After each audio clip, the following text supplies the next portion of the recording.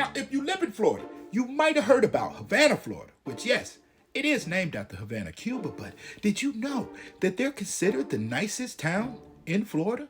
Well, if you didn't, don't worry. I did some digging.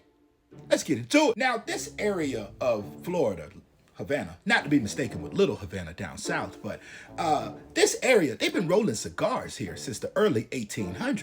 But not only were they, rolling cigars here for a long time, they've been growing tobacco in this area for centuries. Now, this area of Florida at the time, it was mostly Cubans and black people. They were the ones working the field, all right? Because, matter of fact, this area of Florida, it was just a suburb of Tallahassee.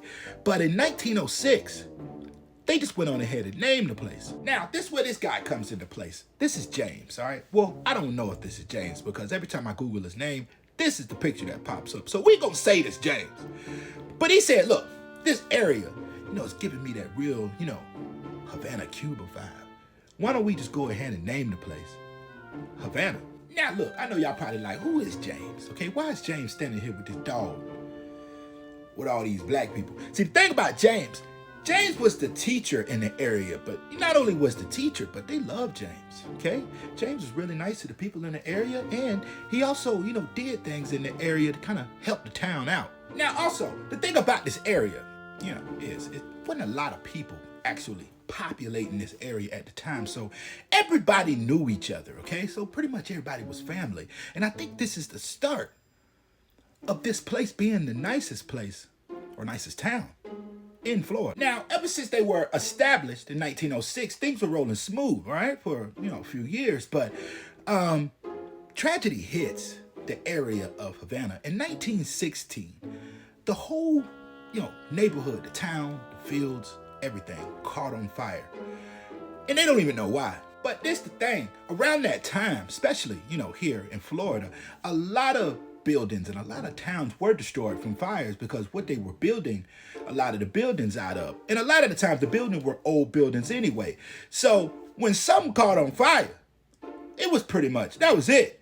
You ain't need no accelerant. You ain't need nothing. Because if you ain't got no, fire truck or no fire station, you can't stop the fire. And look, they didn't have any, pictures of the fire. That's why I got this, this lady standing here with this fire truck. That's all I could find. Now, let's get into the whole, nicest town thing, all right? So, the population of Havana right now is about 1,800 people. But there's such a small community that, even what I said before, like everybody is family here. Now, this is said to be true. It's been a tradition, way back. They say they still do it now. If you're from the area, please put it in the comments. But if you have a baby in Havana, they celebrate it, which you should, but they throw parades. I mean, I think it's a little much. Also, when you pass away, everybody in the town, they're there for you. They send cards, money, whatever you need.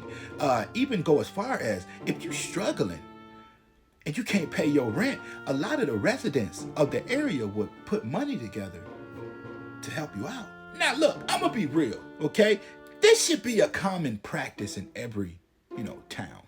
I ain't talking about a city, okay? I'm talking about towns. Historic, small towns. People should be able to, lean on each other if need be. And look, I'm going to, throw this in here because I was reading this. It said that not only is this considered, one of the nicest and kindest towns to live in, it's also one of the #1 towns in Florida to raise children in. All right? Just wanted to throw that information in there. But the more you know. Peace.